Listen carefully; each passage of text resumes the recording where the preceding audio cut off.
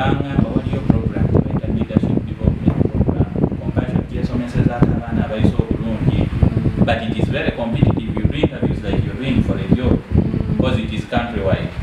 Nebagamba bana aba compassion eyokukyalo waffe nti let him also submit and try. We are not very sure ajukira bamujjamu already anything can happen, but let him try. Naye nze nebagamba let you go and try. Nalaba nga bwe bagambye nti oyise nengamba wano I am going to pass. Nenzirayo nengamba maama kati tebandite mu kukola interviews I must pass. So that was I think one of my first days to come to Kampala, and I used to do Kampala. That in Zija Kampala kola interview au Makerere au is it Grand Hostel something Grand Hotel Black Grand wali hostel ya Grand Hostel kati batulesa ofenna mu kikoni batulesa ofenna from all over the country bangi nnyo naye nga bagalako just ndoza they wanted 60. I think we were more than 800 from all over the country. Netolera netukola written interviews. Nakola written interviews I make sure I pass. It's English. Mali a lot of general Bible, manya wiki, manya politics, you know, those questions. General paper. But surprisingly I was among the best. Then I think I was either the second or the third. Kati when I went netugenda ku orals. Ningenda ku orals I simply had to air out my heart. Kale kwegamba ngamanyi let them take me because in the piece movie. So when I reached there I just had to pour out my heart. In fact the interview was started inengamba bayina. Omanyi okunyumya story nga abantu basaba naye ng'obetoka. Kengo yongera po. Yongera po. Omutima gwawe. So munange nentuukaawo nalindi awo nga bagamba they have done what kiseemu. Naye ekintu ekirala kye tulina okumanya in your life you have to have a role model. Kati nze ku kyalo waffe the first graduate was my role model. The first ever graduate yagraduatingako ku university with a degree. He was a young man, he was called Jacob. We were quite related, but this guy, in fact, if I took a man, we suffered. For him, he suffered very much. Kale family yawe yaine bintu bingi byesagala kwogerako wano mu camera because it's a personal family issue. But this guy hustled until he reached university. Kati guy oyo yatusookayo ku university. Kati nze buli akomyeyo ng'abadde school ng'ayimuka kati nange natuuka wano ng'atambula nga ye limited his walking style nga bw'olaba omuntu nti oba yalimalako n'atambula bw'ati kati naawe n'otandika okwelemaza because you're looking up to that person. So for me that person was my role model and icon. Nga buli kyako nga mulaba nga in fact ndaba buli kyakola kituufu. So that guy naye yali yayitamu nga asomera ku UCU Uganda Christian University Mukono. Kati yagraduating with the first class degree in social work and social administration. Nze nendaba mu bulamu bwange nga omuntu yalisaanye asome social work nga tewali koosi ndala ate nga nzisimutegeera ate nga musomedde ku UCU. In fact natandika okweyita student of Uganda Christian University nga sinabana nga simanyi nakumanya how to reach there. Era compassion bwe yampa sente okugenda okuapplyinga for two universities. It was Makerere and UCU. So I had to submit my applications in Makerere and UCU. Bwe twatuuka e Kampala ne mukwano gwange ne mugamba se ndi wa UCU ne Makerere tegenda. Makerere bwe bw'oba oyagala sente za ku Makerere nazirya. Nengenda ku UCU nenzirayo ku compassion ne mbagamba I submitted for both. But because I had someone from UCU when Alinda Banga, UCU was the only university from Mujalisanya Somerero. So that is how I ended up in the Bamba UCU, Kadine Compassion, in the Bamba program, scholarship. Kadine is up UCU. My life was the best at UCU. So that was your breakthrough now? That was the beginning of my breakthrough. Because when I finished the program,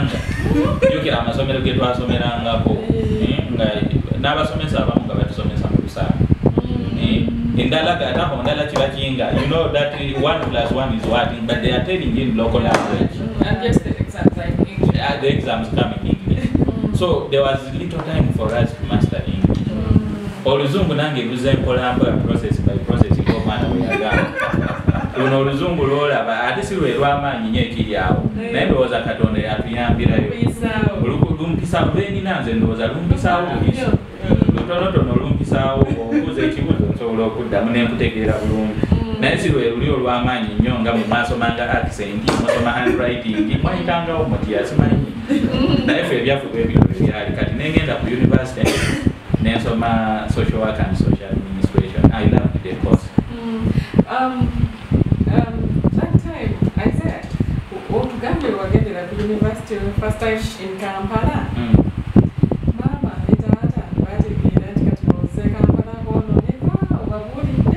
what was their reaction?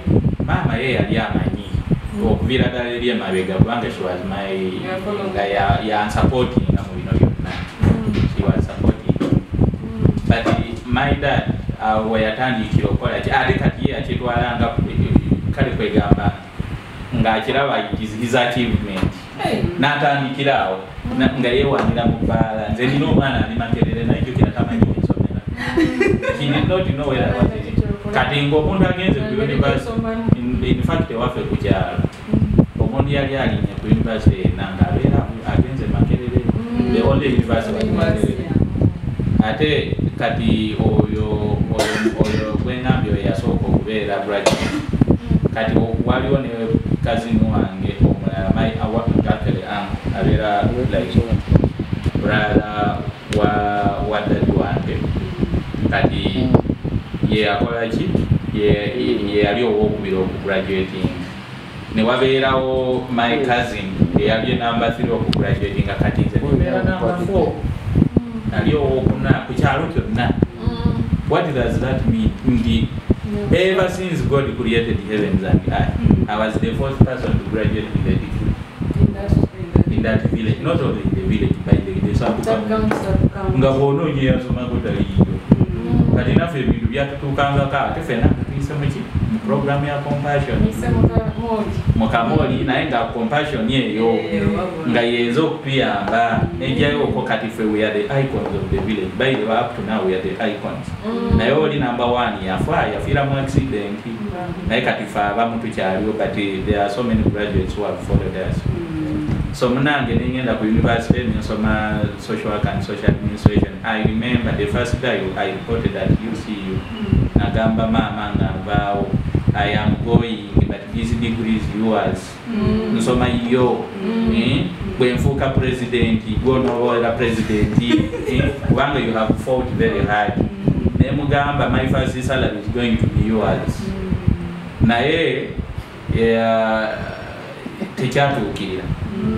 Natuuka mu senior mu second year first semester mama yalwala cancer kati n'abeera admitted mu ddwaliro n'afa after 1 year yali constantly from the time she was admitted yafuna cervical cancer so n'afa so she could not see that happening so of course kyantawanyamu nalaba I was so much discouraged kubanga nze nalaba nganga shizimali ngangamba I must get a job and do what and give you this money. You need to enjoy my money. So anyway, that it happened. My grades is deteriorating. You know, the seniors, second year, wanga naliawo ngati so stressed, I was so traumatized. Nina siblings banje mabega. They know we are. By the way, nali ku university, but I was educating your siblings. My siblings. Kajukira compassion yali etwayo ku stipend living allowance but wanga mitwala 35 per semester. Kati for me that was a good opportunity. Nakwatanga mitwala 35 means dividing and itwala bato bange bonna kusomera. In fact, from that time up to now I have educated all of them myself without anyone. Now though mulimo babiri ababadde more a little bit supported by compassion, but nonetheless every single one I have been providing So when amala ne graduated with the second class upper degree nabuzaako katono I think it was singa safu na challenge am second year nalifunye first class but I got a jebaita super second class nafuna second class degree but something happened when I was in my last semester nalaba advert ya compassion ya third year ngana to graduating it was a 3-year course nalaba advert ya compassion yali egenda kugulawo projects ngeno je nakuliramu nga bagulawo projects empya e Fort Portal kati they wanted the project director were head of the project in that area newabera we baita child development officers bana abayamba kati abali wa project director when alaba advert nendandiko okulowooza in my life I think I cannot fail an interview. Nengamba ngenda kunoonyereza engeri gye bakola mu CV.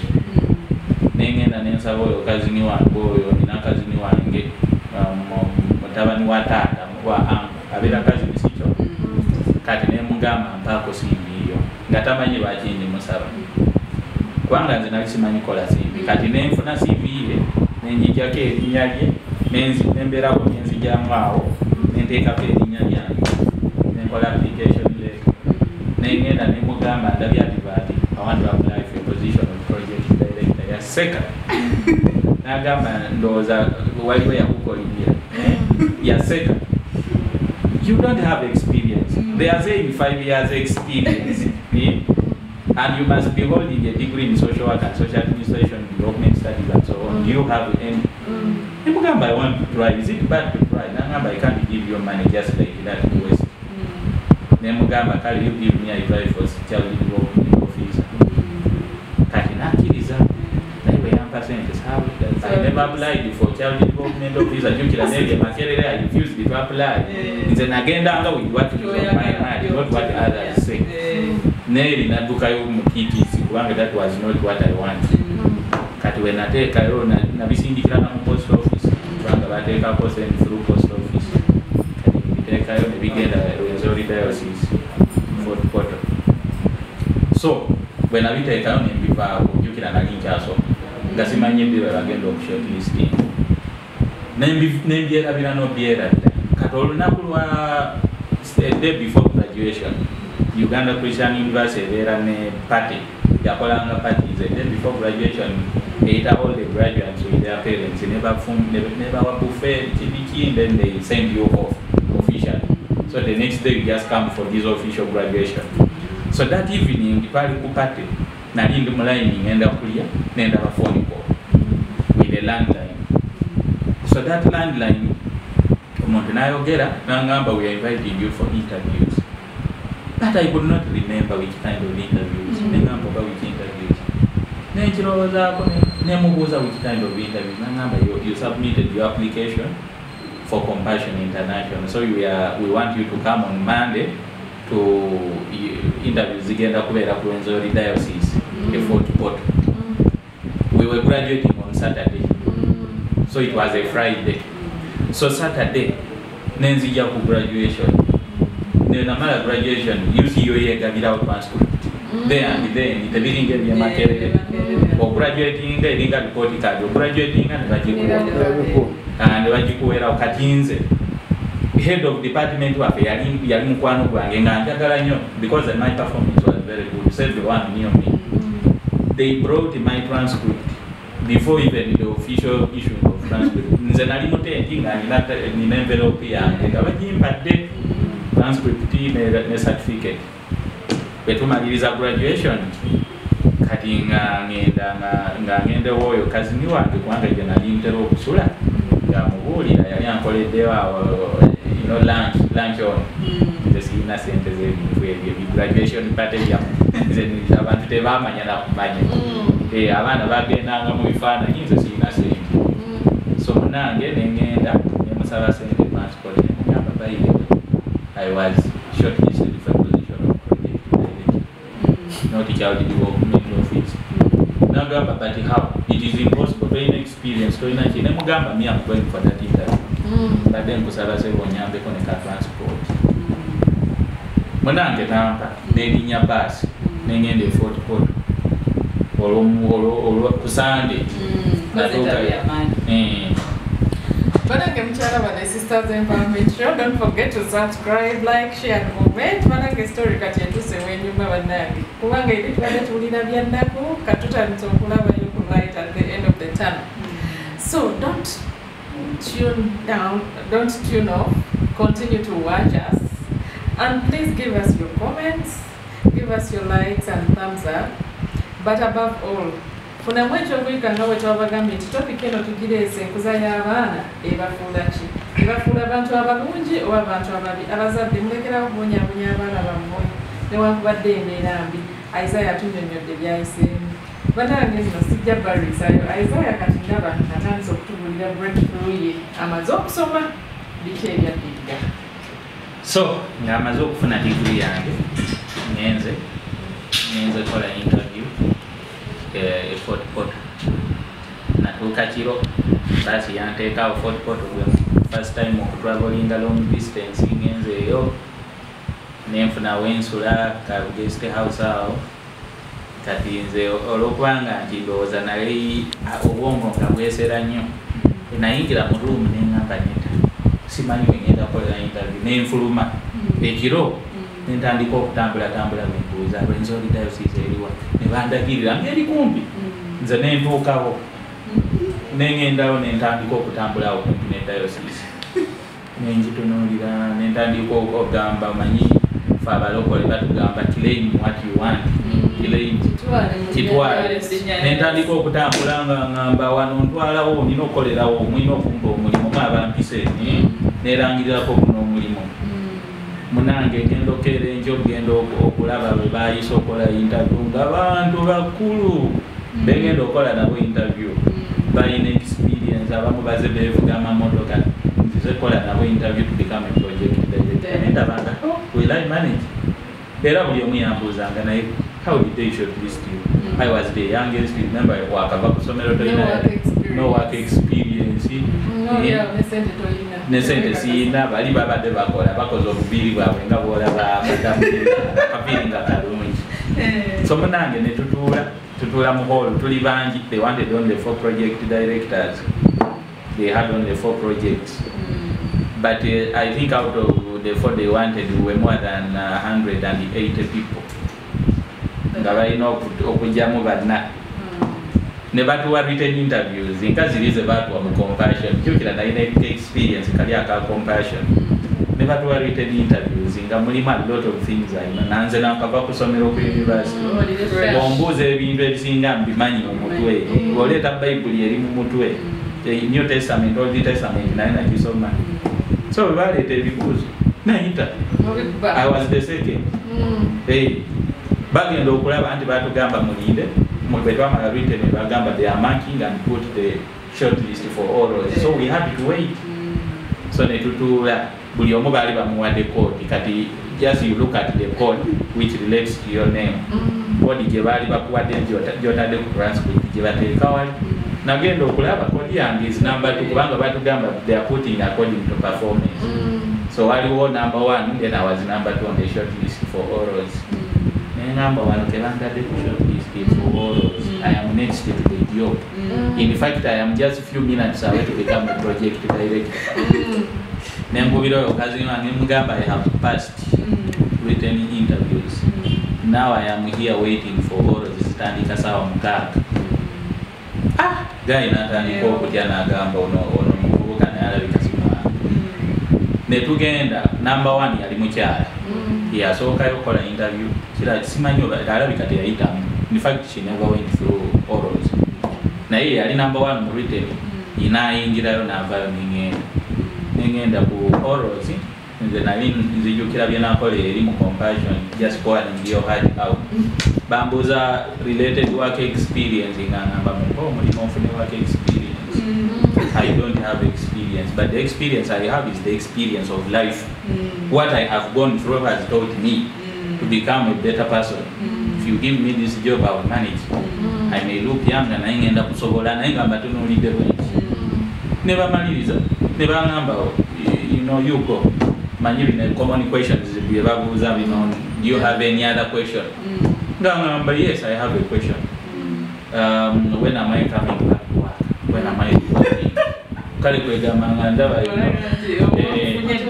ne batandika okuseka ne bagamba okay you go we shall get back to you kati nali full nyenyenze ndi mu bus park na kalinya link bus ya Kampala basi yali efuluma bweti mu park bweti nenfuna phone call they are still conducting interviews jukira was among the first people kati nze nyenze basi efuluma bweti mu park amaze n'okusasula nfinye receipt ngandaba phone call landline eri yenyini yankubiramu ate nkubira nga bambuuza have you left kwanza I was in the bus is moving it is just getting out of the park no get out of the bus come we are going to pay you we shall refund you first come back nagamba conductor I am getting out I am getting out from here batoro ne batandika we can't refund you refunding nangwa namba nzengenze it is okay ne bafuluma in fact ne budget yayimira bagulawo buguziro kinembuka mu nakasawo kange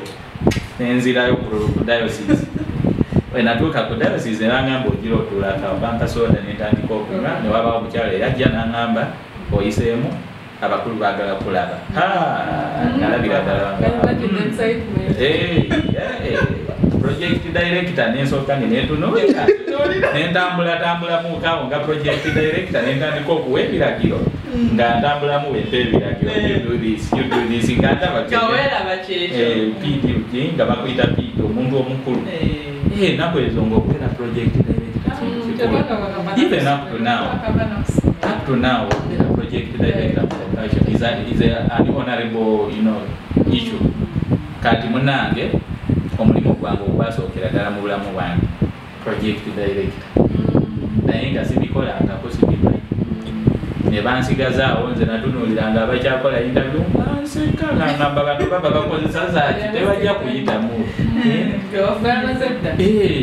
era kati abasemba ne bakitegeera nti nze nayisemu ne bankomyawo ne bawulira bubi ne bagamba oyo omwana balabika bambudde alabika mwana w'omukulu naye nze mwana w'omukulu taata wange eri mukyalo tamanyi mutamivu okufa bufi tabimanyi nakubimanyi nga bagamba ndabika ndi mwana w'omukulu mpiseemu naye mu bulamu nze kyemanyi nti sometime kubbira bubizi kubanga nga tebalaba connection eyo bwe batunuulira obulamu and what you have some not people even mulamu like ababa interview right bamanyi mulamu but when they look at your present the way you present yourself so ne bampa omulimu nentandikirawo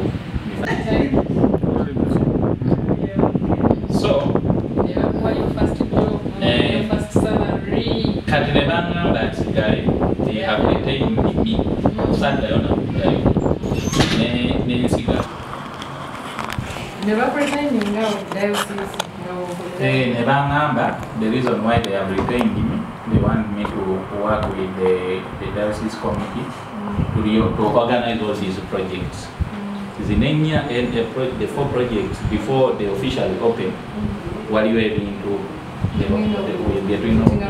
putting right kati nze omulimu gwange was with immediate effect nze yali agenza okukola interview nasigalirayo siina ngoye ne bangamba ne bansasulira mu guest house sula mu guest house nze nga nsula bulungi nja bulungi nga banfaako kati ne bangamba nzireyo ngende nkima engoye nenkomawo bampadde transport nzije Kampala kima ebintu byange nzirayo kati nze nga nsenguse obulamu ndi mu bulala nnyo ndi munene so nengenda nentandika okukola netukola netuorganizinga so the other people they recruited with me actually formed me when I was already working nze yabaniriza in fact I was a team leader project team leader for all the new projects ezo projects zonna nempya so nembeera nga nze abamanaging nga nze abacoordinating nga buli kimu nze I was the contact person so I worked for 6 months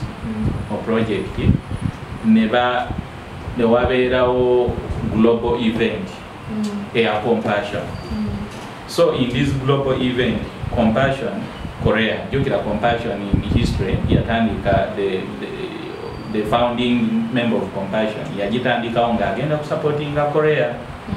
During those days, Korea is one of the poorest countries during the Korea-Japan War. So he wanted to offer charity to the Koreans who were suffering. So Korea as a country was a recipient country, like Uganda, and Uyambi. So Compassion was among the donating kind of organizations in the World Vision, UNICEF, the children, and so on. So Compassion Korea, yatuka wantatene fuka donating country, from poverty to riches. Katinga abali nga recipients, nga bafuse ba sponsors, nga beba donating. That one of them was my sponsor and sponsoring of university. So they were celebrating 10 years of being a sponsoring the country. They wanted one of the beneficiaries of Compassion program to go and speak in that event. They have to select at random. Every country has to, I think, nominate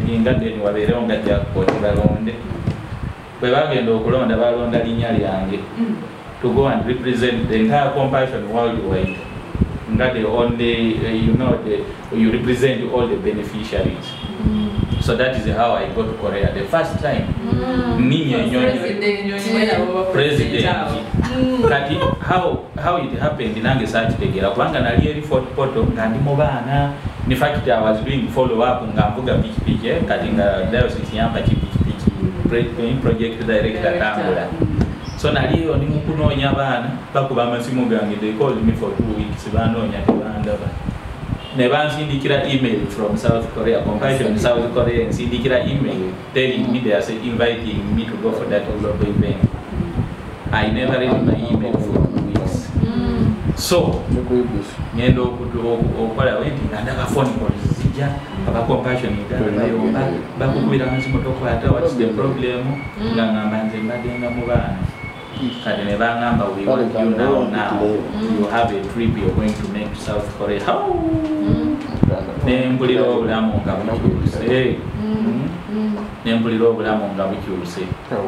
So, we I'm going to cover such together. How does that happen? In the entire life, in fact, my whole clan, no one had ever traveled anywhere. Katolonda mitandi kamchanga nza gendo kulinye nyo. Nenda banga it's real. It's a miracle. So, nebansi indikira senji. Nebangamba there is no embassy, Korean embassy in Uganda. So, I have to go. Kenya. Nebangamba I have to go and apply for a visa in Nairobi. You get that is still international travel. That is over time, but I can imagine you're going to board an aeroplane to go and apply for a visa. Bansi ndikira sentence narabangani I have to say sentence nazo natenze take munyonyi ngenda kulinya nyalinya obasi. Ngende Nairobi boarded at 6 p.m. then to Nairobi the next day in the morning. I applied for my visa. They have already told the embassy. So yours is not involved. Then I wake up visa. But there is already what? Forward. Yeah, it is straightforward. Katine when I take a video, I passport. The story of getting a passport also is different. Kuanga no kufuna passport. You will couldn't agenda. So when again nebangamba tugenda kuwe there's enough uzwe they were looking for me. The event was nearing. Me I was nowhere. So nateka ebintu byange nga mu mateka gawe it has to take 4 days. Okufuna visa. But the 4th day was the day I was traveling. So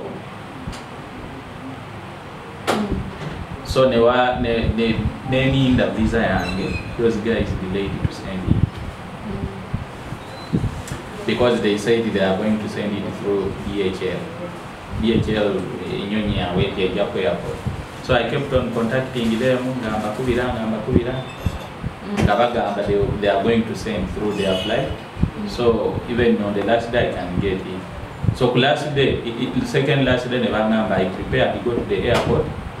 they will find the DHL people will find When you're at the airport. enyonyi abo wetuuka nga bampa passport yange nga mulimu visa nga ipooda. Kati naina mukwano gwange yangamba kogenda okutwabolinga must tap into this anointing nange njagala okutwabolinga kati ngenda yali akola ku Uganda Christian University nagamba yagenda okufuna emotoka entwala nemugamba check-in is at midday nali ngenda kozesa Emirates guy nagamba it's okay kati me I never looked for other means my first time to travel I never looked for other means ngebintu bitwala lightly nga simanyi me I thought yani botuuka ebiringa basi bwebe kulese ngofuna endala kati zituuka saawa 5 kitundu ono yangamba agenda kuntwala emotoka teriiwo yagenze mu field ziwera saawa 6 omanyi traffic jam from Mukono to Entebbe ziri saawa 6 enyonyi eva 7 kitundu Emirates njali Mukono so emotoka najja netusimbula Mukono buli we twayitanga nga waliwo jam buli we tuyita waliwo jam my first time to travel nentuuka we reached somewhere omusajja n'avuga ng'omulalu ng'alaba it has now reached a level of being crazy n'avuga emotoka nga bwatuuka mu wanu wayitamu buyisi it was a risky venture netutuuka ku airport natuuka bwendi they were closing the counters jukira sirina passport I have nkubira aba DHL bangamba tuli wano tukulinze we nayingira bwendi tebyali mu goodbye bekuli kifaananyi biki nabuuka buuzi nenziruka n'ensawo yange ogenda oli wa DHL naye nandaba yalaba bulabi omuntu ali confused n'amanyayo ono ne baduuka ne bandeetera passport yange we natuuka wali ku counter nga banatera okuggalawo ne bagamba duuka kutusina ebintu byo ne bankubiranga mouse stamp mangu eri ku immigration ne bankubiramu nga nzaasembayo in fact when I'm natuuka bwendi ne banzikiriza eri waiting area eri sembayo ng'ogenda ku boarding genda okutuukayo sangayo abantu already bali kutambula bagenda ku nyonyi abamu bayimiridde dda nze kati we nayingira natuuka bwendi mu mulyango nyonyi nga sikitegeera ndi confused sirinyanga ku nyonyi kati ogenda okuyingira bwendi nze we nalaba entebe we natuula jjukira bw'oba oyingira bw'otoyingira mu business class nze we nalaba enteke atyo nentuula so nembeera awo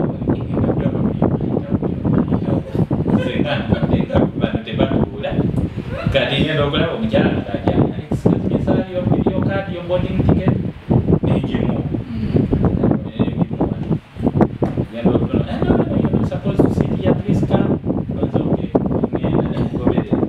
ngenda okutuuka eri abantu batudde dda omu abali ku mitambo basoma amawulire nze sitambulangako simanyi how to behave ne bandaga entebe yange ne bangamba entebe yiyo wali kudinisa kati wano waliwo manyi economy ntuula bubi kati waliwo 1 2 3 kati nina okubuuka asooka n'owokubiri ntuula eri ne bavaayo nepitawo be natuuka endandiko babuuza halo nyenyimira mbuuzeeko buli buli kwembuuza nanziramu nengamba abantu abatwabulikanga bazibu tebaddamu babuuza so anyway that was my experience for the first time to travel nentambula nentuuka e Korea nembeerayo attended a global event so in that global event mwalimu abantu bangi abakungu bangi different dignitaries from government private sector and so on so I gave my testimony kubanga they wanted me to give a testimony wawenvudde how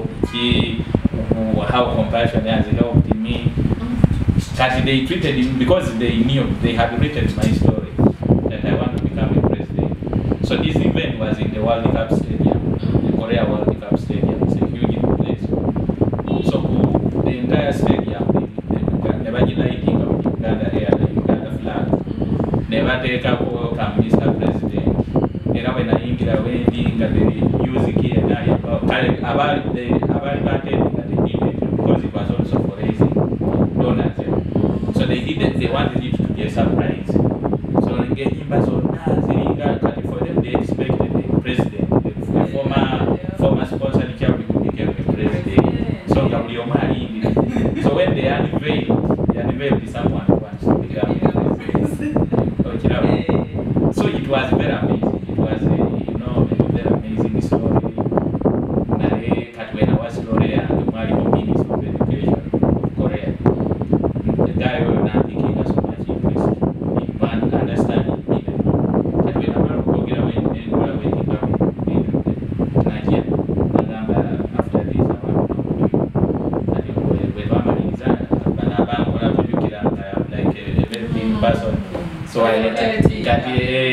kati nange nga nina abo abamprotectinga I have to go through them ikibiki nali nsola bulungi nasola very huge hotel so ne bantwale wa Minister of Education nangamba he wants an appointment with me ne tukola appointment ne bankima ku hotel yange balete motoka za Minister of Education. I went to meet him. So when we met, Yam was I want to do something with you. What do you want? I want to visit a university, one of the best universities in Korea. For him, he expected in the Jamugamba, I want to go shopping, that's a good phone, good camera, money, not Mugamba, Empire presenting, and then he can business. He was shocked. Namugamba, I want to tour one of the best universities.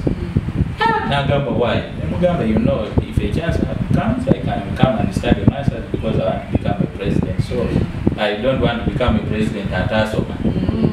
Msaja Navera so much he not touched. I expected you to say you want money because you're from Africa, poor country, but even as we were poor, you know, I expected a story like I've lived a very bad life. I want to stay here with you.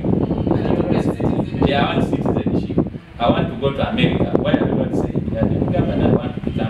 I want to study and go back and help my country. So now I'm okay, we are going to meet. Hotel. A university called Korea University, one of the best universities in Asia. Joining that university is like joining Harvard. It is actually the Harvard of Korea. So most of the citizens find it difficult. In fact, they commit suicide for failing to join there. It's like you failed to join Makerere University. Let me use another Christian university. If I failed to join there, because I would feel so bad. So that's how it was. Of course, Nebandwala, Nemugamba, I love this university. Nebandwala for dinner, Nemugamba, can't you help me to enroll? I'm not saying give me tuition, but isn't there where like a scholarship, like you know, where you because you're Minister of Education, you definitely have no scholarships for international students. You can influence. Can't you help me out? Say this is your country, can't you? Well, it's difficult, but we shall see. But we're not in Uganda, and India will see your story was touching. I am thinking, I'm working with someone we are. No sponsor so your child sponsor in the university was very, exactly very influential. And influential. I now profile the so now meeting application for the university.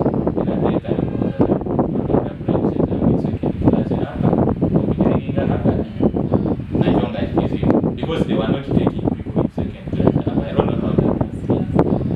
Never masters in international development and diplomacy. So, never scholarship. So prepare me again was storage in Uganda. Bamba ni Bamba the scholarship. Nganza kwa compassion kukoma mdini ya. Kwa project director ni kukoma. Nengamba aba project director aba compassion ni basi yona. Nebakolera pato, nebakolera pate. Nenge Nentandi kola mo. So for me, it was my journey to success. Because I know I have not yet succeeded to reach where I want. But I have already succeeded. Yes. Given the life I lived, the Obulamu Benalimonga and Moto.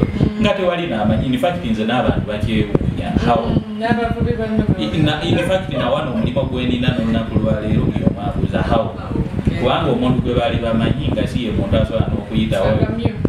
Katosa na convincing out taxi driver na kuwa agambo nataja kunsaso. Okiraba. But everyone asks how. Era no kugende Korea how. No kukola masters ngo muntu abuza how. Abalungi baffe banaye. Ndowooza mwewuliddeko nga tugenda mu segment ya December. Kati tutuuse ku big ya story ya Isaiah. Nagenze buli omwana avudde eri omukubi. Omwana azulanga akamyu. Guno kati atuuse Korea. Abamu kumwe abali yogamba buze mwatugenze e Korea.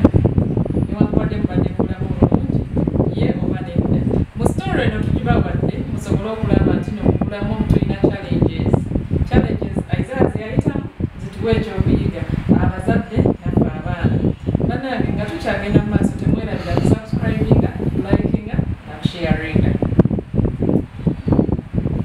kakati nga tutudde nga otuuse e Korea obulamu bwo bwagenda butya era byali bitya kati jukira nali mbaddeyo for 2 weeks naye wenagendayo for those 2 weeks I was treated nga omukungu nga ndya buli kyenjagala engamba chikeni kubanga nze nali simanyi biri biteero yabali nga nsaba chikeni chipsi nyamiki soda ndera mu hoteli nga yitwa kiwanti kati nzizeyo ogwokubiri am now living as a citizen kati ng'ebintu bizibuzibu nina okuyiga culture nina okuyiga everything okuli emmere yaabwe of course obulamu bwali buzibu but because I loved what I was going to do I had to assist one of most of the classes that were in Korea. Yes, so they give you 1 year. I got a government scholarship okusoma masters. Nze mu bulamu bwange nasomera ku scholarships. Masters nagisomera ku government scholarship and it was government of Korea. They are the ones who offered it to give me this. So kati I enrolled for Korean language. Then soma for 6 months. Of course after 6 months so kuberanga mwana muto water biki obozo olubyoge. Naye nze me am my first learner endimi ezisinga obungi nsobola oziyiga ndowooza owulira Oluganda njogera Oluganda era njogera n'ennimi endala ng'Olutooro, Oludaama, biki nina ennimi ze njogera ate Olusoga njogera kale biriwo ebi kaakati nenjibwa Olukorea within 6 months nali ntandise kubanga me I love so much socializing integrating myself era when agenda Fort Portal I integrated Olutooro nembanga in fact meetings nga nzikolera mu Lutooro kati when natuuka e Korea kyenakolanga nga ngenda ku train stations ezo zi subway stations ndanoonya bano abakazi abakadde bano bajjajja ba grandparents abo ba grandmothers babeerawo nga batambula olw'egulo they are not taking a walk nga ngenda interact with them because they love the scene. We were very few Africans by then. They love touching your skin kubanga balaba skin yo balowooza eringa jinja kati they want to test okulaba so nga bwengendayo bebagikwatako ebaseka ebakolaki nange wekolaki we interacting enough. So I ended up making friends with them ng'abamu bantwala newaabwe abamu bantwala ku kyalo ewala nga bw'ova wano Kampala n'ogenda e Jinja oba e Fort Portal nga bantwala mu byalo nyibeere mu maka gaabwe naye tewali bantu jukirako bazaala mwana oba babiri so they want to have omuntu ate they also want to make history mu nyumba yaabwe mwasulamu omufirika era bakuba ebifaananyi era nze bw'ogenda e Korea mu mayumba g'abantu ndi ku corporates the first African to visit kubanga nze I was very flexible nga ngenda nembeera for a weekend so that interaction caused me to learn their language very fast. Mose etandika 3 years wagambye e Korea scholarship yali masters ya myaka emeka? Yali ya myaka 3 naye kati bw'oteekako yali ya myaka 3 wananga kuliko ne Korean language naye kati bwe natuukayo olw'okuba nti nali nkoleera mu Uganda mu compassion naye waliwo compassion but the other is a donating country kati ne bampa omulimu automatically nalinga shifted to work the other side so nasomanga nga wenkola nga bansasulako kasente nga mbeera bulungi kati nga ntandise okubeera nga nkwata ku sente enzungu ate n'ekirala nze bwe nayiga Olukorea nembeera selebu eno mu Uganda I'm not a celebrity naye eri nali selebu omuddugavu so nenenyigira mu movies Korean movie industry so nga bwe baba baagala black face era movies nga bateeka so we were among the first people to appear in Korean movies kati nenkolamu obusente munange emotoka yange yasooka okujja nasooka ogulamu obulamu bwange nagikola mu movies so munange obulamu bwebuti naye nenkola degree yange graduating in fact my degree was the best degree in the university ever. Because the Nafuna average performance was 98.5%. The highest, the alias is of weight, 96. So, name any record here. Simanyo Bawachali, Yafian, 98.5. Simanyo Balena Tomania, the year scored 98.5% as an average score. Name Bayonga, I am a very powerful person. So, then come out in Uganda. Because I wanted to actually stay in Uganda. The side of very Korea, they can be there forever, and they want to be in forever. Mine was to, get equipped and come back. Because in the Napoli, I want to stay and work in Uganda. So then I want to be home.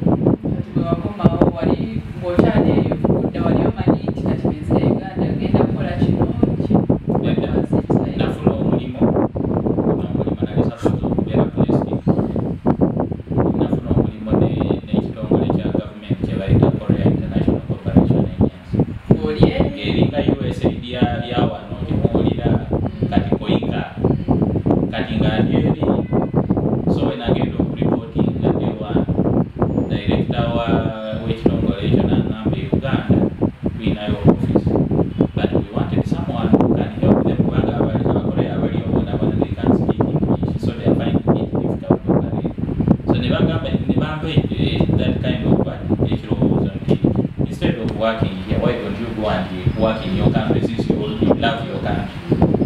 We shall maintain the same salary.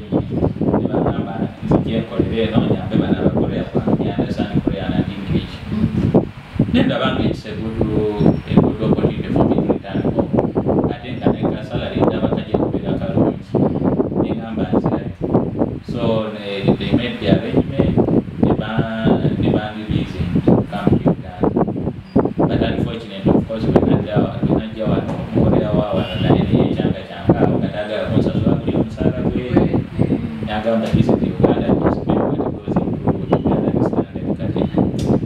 not for like 1 year in the bank. I don't want to be this kind of value.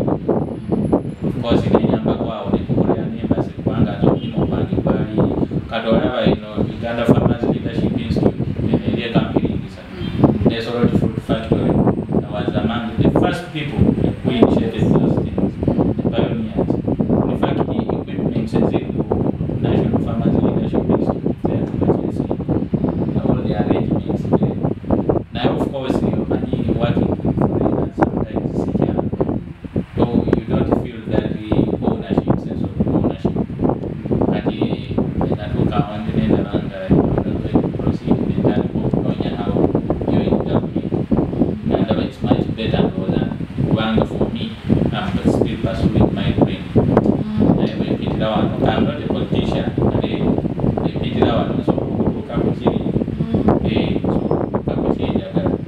So that is how I ended up getting a job in government, which is also a different story altogether.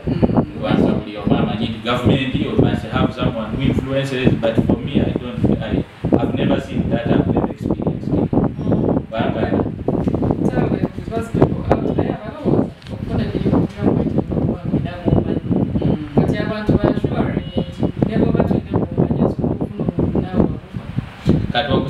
Story and you nanga the more influence who I am today has not been out of influence. Maybe the only influence I have got was when I was going to do my masters. Kuanga mwali more person pushing na yenze mubulamu ebintu byange byonna bi happening and was such a something just happened. Ngate sikwasinga okustrugglinga nti gwo wakabi nnyo olwanye nnyo n'oyitawo naye ndowooza olw'okuba nti oba Katonda yanjagala bwagazi. I think Katonda yanjagala bwagazi kubanga ku ebyo byonna byemuwulidde nalibadde situula wano simanyi Lilian gye wasomera simanyi gye wasomera naye nze mu bulamu bwange kuviira ddala eyo yonna nti amasomero ng'omalirizange mabega bagaggalawo n'otuuka nga you are moving with children. In fact, some of the people I've supervised in my life, they were abasomeranga ku King's College Budo, Banya St. Mary's Kitende, Bisonsa Bingo kale kwegamba ngebebo meetinga you rub shoulders with them naye gwange esomero lyobwe balinoonya mu kwegamba mu director mu archive Ministry of Education tebirimu but the fact is you have in academic documents that you name but you bagenda mu profile z'amasomero is not there. Okay, kati otugambye mpozi abalabi baffe temwerabira ku subscribing up, liking up, sharing. This is the Sisters Empowerment Show. Kati otugambye okomawo otandise ofunye omulimu mu gavumenti. Kati abatulaba bali bagamba mu gavumenti mulimu ki ogwo ddala gwokola? Kati omanyi na mkozeeko mu private sector for some time. See, not only the embassy but I've even worked with NGOs in our leader, I've been worked abroad. Kati nalaba bati nga bagala senior level officer. Engamba let me give it a try. Jukira mu government bagamba you must be either officer position ogenda ngola. But you cannot come from out. It is very rare where for a senior position and above. But me, when I saw the advert, I believed in myself because I've always believed in myself. Then I have what it takes. Then the because in fact they are bigger than a senior position, senior position. From director. They have ever been a director. So then if they shortlist me, they will really want to hear my story. Number why don't I give it a try? Of course, some people discourage me. Why? Because you need someone who knows you are Godfather. Secondly, you must have been an officer. No get from my childhood, it doesn't harm me to get up even becoming a president one day or try. Kubanga tekina kikinzi jamu nalaba Katumba wanonga nga contestinga. Hey, this is Katumba. Hey, nalaba president munaje. Ngano nyakalo ngayegeza mu. So me I believe that even Katumba himself one day agenda kubeera president. Kubanga okubeera president tewaliyo omuntu ndi special, tebamutonda, tebamubumba as a president. No. You follow your passion. Katumba ba following your passion yo bantaja kuwe. Era nange we following your passion yange nyizo okubeera president of the country or president of World Bank or president of UN or something. But as long as you and by the way as I speak I'm a president. I'm the president of your Korean government scholarship program. Yeah, I'm their president. All the alumni in some program, the scholarship program, they consult because I'm the president. So I think I'm also living your dream. I'm living my dream. Okay. So I apply, they shortlist me. To get written interviews, of course, I find many people who are in government who want promotions and so on. But I believed in myself. Never written interviews, name it. They will not shortlist you because you don't have anyone who influences. But me, I just knew once I have passed, there is no reason why they should leave me out. So I believed in myself. I never shortlisted for me when in fact I was I was number 2 shortlist. Simani what they followed the performance of our Simani. There is another linear and work at the Public Service Commission. So when I arrived for Oros, I went. There are Oros. And I was considered for the job. Under which ministry? Ministry of Gender, Labor and Social Development. So Ministry of Korea, they were the senior person is supervised by principal. When I took I went to day one, when I sang a principal, no supervising and resigning. In fact, in office, HR and Palam office, pull up the desk and sang up was Manga Fulma. Again, in fact, I'm sang up for the day for the region. And the HR and I'm so from day one, the Nadia for as a senior person, but from day one, I've been acting as a principal office. The head of the head. Division. So Which me, one is it? so the Tanika as head of internal employment.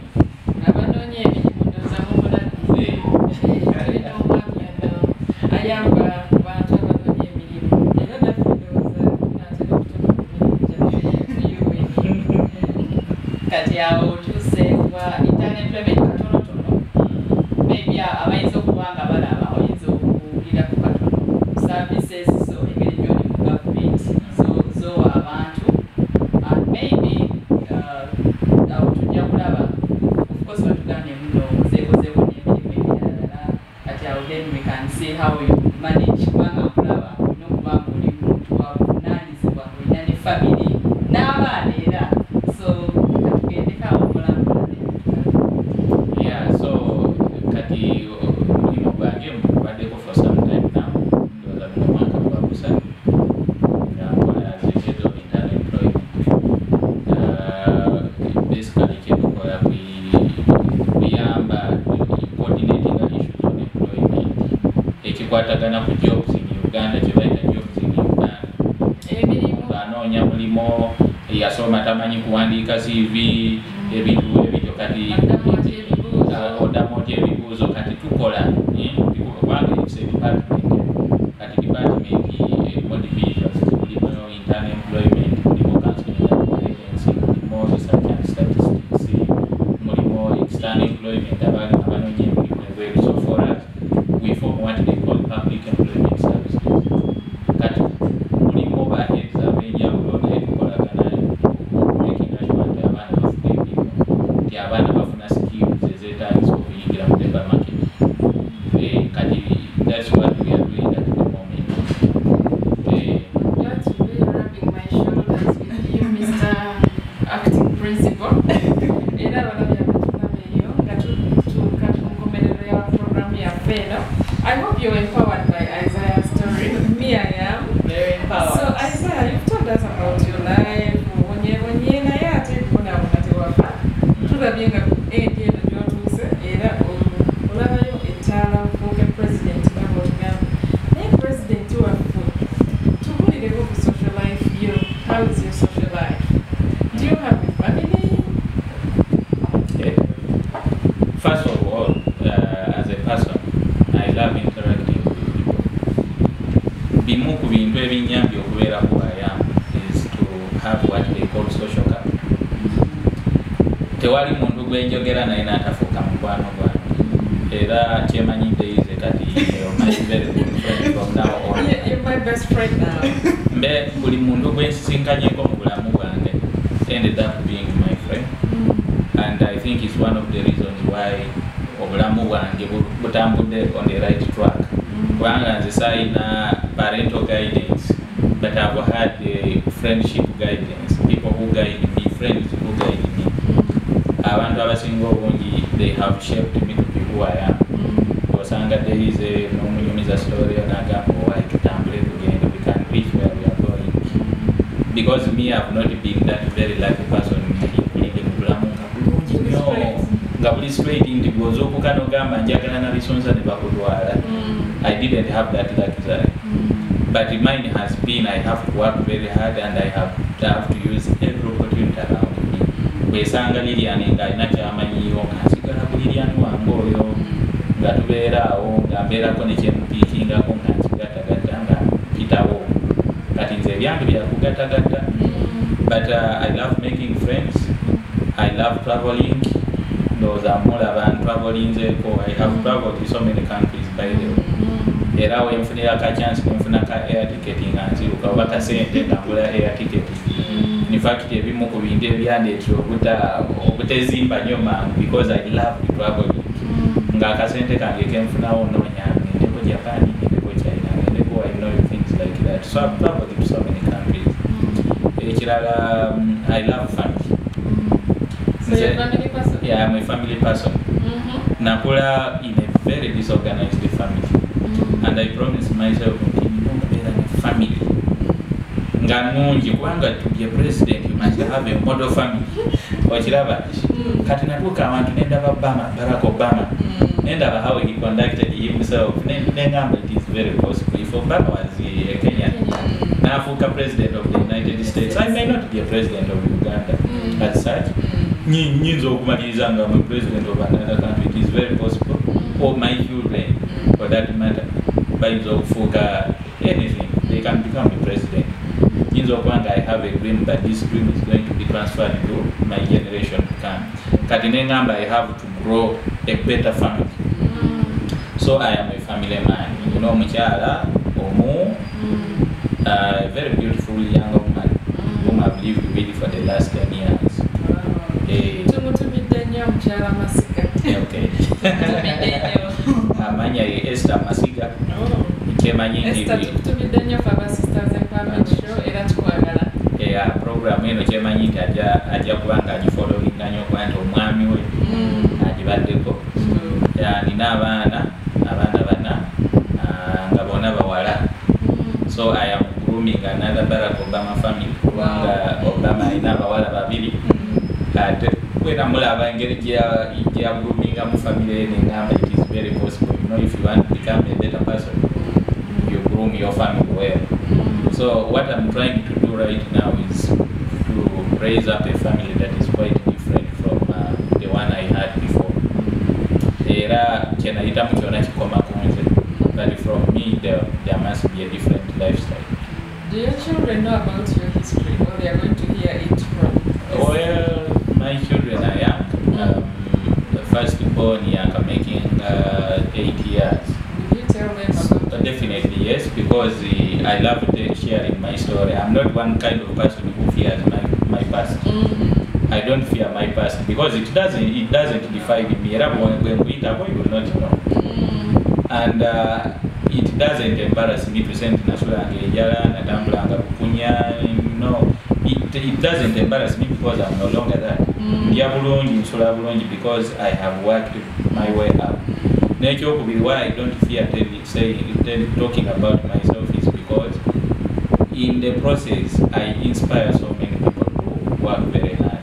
Waberawo omuntu yenna nga obulamu bwalowooza they are doomed, babaloga, family yaabwe tebasobola kuyitawo, babagamba nti mwe wano tewali asobola okusoma. I am trying to say it is very possible. You just have to take a decision. So success is about you taking a decision. Tewali muntu agenda okushapinga to become like you are today. You took your own decision. Go over to the family of your president. You can become a nuisance. Tell people that they can become better than me. Because there are people who have lived a worse life than me. Mine is just a story, yes, but there are people who are still living this kind of life. But I can assure you, you can still make it. So we were talking about parenting. When you parent, when you raise up your children, you show them the way to go. Abasoma Bible egamba nti train up your child in the way to go. Omwana mukulu mukuze mu ngeri yoyagala akole ki, so that when they grow up they will not forget. They will not depart from it. But omwana olina okumukuza mu ngeri entuufu. Some of us were just lucky. The surrounding environment around us yatukuza. Situations around and the people have been reading about the very powerful people who have lived in this world. Bona they have gone through a lot of hardship. They have a very bad history. That history is no longer determining who they are today. So briefly, that is about my social life. What advice would you give to the children that would be watching, especially at whatever age, ababanga basobola otegeera ku story, then maybe n'abazadde, they keep pointers to the children and to the parents? For me, basically, what I can tell children, and especially I always tell my children, is that success is in their hands, and failure is in their hands. You choose either way. Becoming a total nuisance or a better person. If you take the latter, you become a better person. If you want to become a nuisance, you become a nuisance. So abaana bonna abandabye ku program eno oba abagenda okumpuliriza, kyensobola bagamba is that they should work their way up. Nekyokubiri, they need to have a role model in their life. Who is that person? Define that person who challenges you to become a better person. You don't just look up to anyone. Abana benaku zino, they look up to social social media, they look up to Nigeria, Hindi, Navero, Nayonekero. But for me, if I see Lilian, today Lilian, if you became a president, you will become my role model and I will look up to you. One and the change I always take the positive out of someone, not the negative. I always forget about the negative. Then to parents, that day they need to look after their children. Because when you don't look up to your children and listen to them, one and for me, I think one thing my father failed to do is to listen to my needs. When I'm wanting a requirement list, in fact, one day I wanted to write a story about requirement list. I wanted to write a book called Requirement List. Why? Because now one requirement list there, my father it will be the starting point for my father to listen. Maybe it's money to explain against Sabuni, but that became the worst moment ever. So we need to listen to our children. Always we don't pay attention, we are so busy, or you're earning money, you know that your children need money, right? You just want them to be driven around to Kampala parents in a Porsche car. So that's what you think it's their requirement. But listen to them. They could be going through a certain situation. It's hard to explain. For instance, I wanted to express it to my father so that he understands that it is too much, but it was difficult. So I think one of the things we need to do is listen. One of the things I told you I'm a family man, one of the things I do best is to listen to my children. I have to listen to them. I pay too much attention to my children because I also don't want them to. My fear, my greatest fear, is for my children to live the life I live. I don't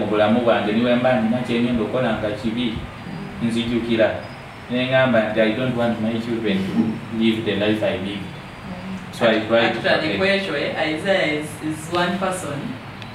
One, he's very responsible on his job, but also at home.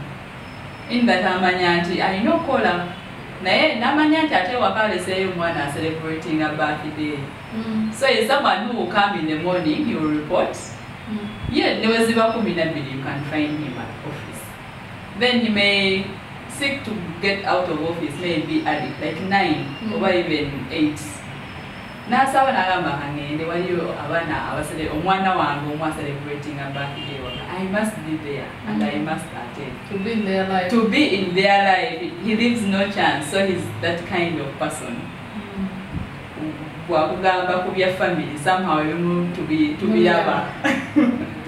Yes. So anyway, I spend a lot of time with my children. Jogera nyonabo, jagera kumanya what they are going through. I shop for my children. Those are the biggest shopping. In fact, imanyinya abana bange ngoye ziba fitting okusinga mama wa. I know. I can just look at the shoe and size you and I always buy. I buy everything for my children, and I think I want them to understand me. So that they don't understand my past, they should understand my present. So that when I tell them my past, it inspires them to work very hard.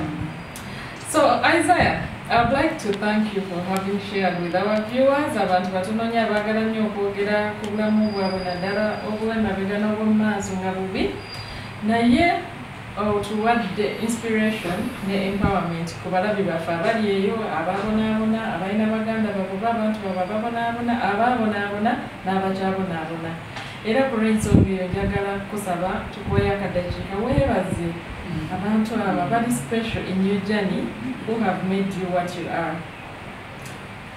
Neyanziza nnyo Daisy. Okusookera ddala njagala kutwala akanankakisa okwebaza bwe Daisy ne Lilian n'abateesiteesi bonna aba Sisters Empowerment Show. Eno si show nga zino ze tulaba nti kivulu, but it's a life-changing show.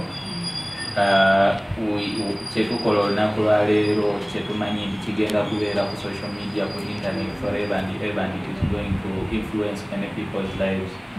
Abantu abasinga obungi ku internet balabako bintu bikyamu si birungi, naye yena subscribing na liking page ya Sisters Empowerment Show temanyi nti sikulakinga bulakinzi naye kigenda kutuusa obulamu.